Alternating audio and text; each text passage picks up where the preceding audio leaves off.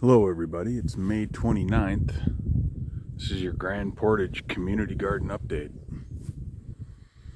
So I think this last night was the last night of the deep freeze again. And fortunately I've got these hoop houses because I'll show you the difference between these tomatoes and the tomatoes that are outside. But yeah, these are already, I planted these the last week of April, which is unheard of up here. I mean, you don't plant stuff, even if it is in a hoop house. So, and it got really set back. But now they're looking great, and you can tell these damaged leaves from before versus, even these newer leaves got hit. But you don't really have a choice. You just take it. But we're moving forward. I mean, it's still not even June, and I've got blooms on my tomatoes. So, pretty happy about that. And they're still growing. I got new stuff forming. There are a couple of plants in here that I don't think are quite going to make it. Some of these smaller ones, but yeah, a couple have already gone to their creator. Where's this one? Oh. I'll show you the peppers. Okay, and pretty much the same thing on the peppers, I'm almost embarrassed to show these because they look so awful. And some of them might not make it. But, this one's got new growth coming on it. And I think that's how they'll pretty much all be. Like this whole top here is dead. Oop, I didn't get that, but yeah, it's toast. Same here, these tops. But hopefully they'll grow and I'll still be ahead of the game. They're already established in the ground, and I mean, these just look really bad. And yeah, look at these ones. Oh, these smaller ones. I mean, these are pretty much toast. Yeah, still not as bad as the other peppers, which I'll show you. Even the sweet potatoes here, they are making all new growth.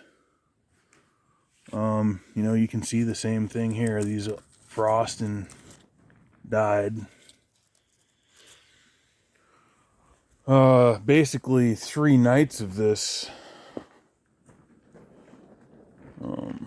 And tonight it's not going to be super warm, but I think it says 39. But at least it won't be 27. I think it got to 26 here at one point, and it was below freezing for at least 7 hours. So yeah, thank God for the hoop houses. These plum trees look really pretty. There was one that was dead, and I removed that, but looks pretty nice. Here I'm trying to establish this road. I've been working on it for a few days, adding material. It's just so wet, it's hard to work with. Just trying to build up a road here. And this is the newest hoop house. We're basically at the concave bowl of a massive slope, and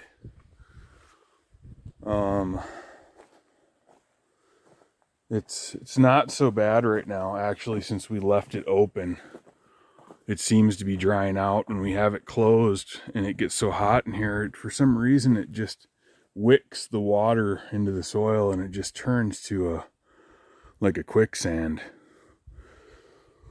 And but my goal here is to have cucumbers. Well, we'll see if it's too wet for them or what happens.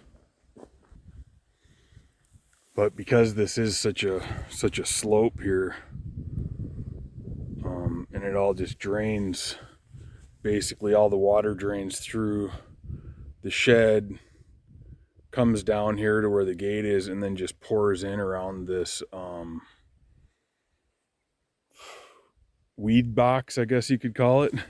This garden box that's full of weeds. But what I ended up doing was digging this trench alongside this hoop house and kind of channeled out a trail here for the water to go and cut into that field back there. So that's helped. Since I did that, we're expected to get more rain tomorrow. And same with this, there's a couple low spots here, so I ended up just digging a trench just to keep the water from settling in and allow the other water just to flow out specifically down through these other trenches that are pre-existing. But my goal here is to probably have some sort of equipment come in and level this out. There's really nothing in here that needs to be salvaged, and could even open up another garden spot for somebody. Over here, let's see. This, in case you're wondering, is a weather station. We just built a garden around it, and it's great because I get accurate weather updates by the hour. It shows everything from temperature to wind speed to precipitation. But in this raised bed I put some onion starts, and they're not doing too bad. I gotta admit, the sets that I bought just as kind of like a backup, they're looking great.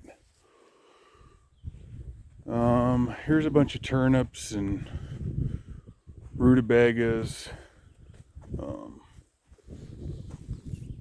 This here is pretty much beets. Radishes. And I put some more carrots over there, and then this whole thing is carrots.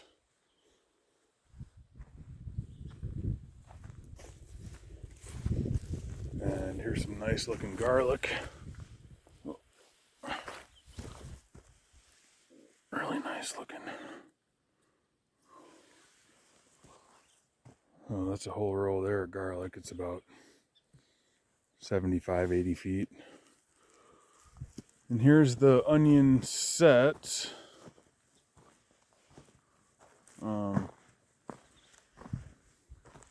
They all look really good. And I'll show you the same with the starts. These starts actually look a lot better than those ones in the raised bed. I'm surprised. I wonder why that is. I bet you it's moisture. Huh. There was a spell there where we didn't get any rain. All right, well, here's the wonders of nature. Let's see. That one looks like it's not dead. That one pretty much looks toast. Toast. I'd say it's 75% gone for these tomatoes. That sucks. But the worst part is all these peppers. I mean, they're toast, man. I don't know if these things are gonna grow back or not. That's 3 solid rows of peppers, man, all kinds too. It was kind of like, most of them were bell, but it was, you know, red rockets and jalapenos and banana and Anaheim and cayenne, hot Thai chili. Yeah, what a bummer. Well, on a positive note, that's probably the last of the freezing temperatures here in Grand Portage, so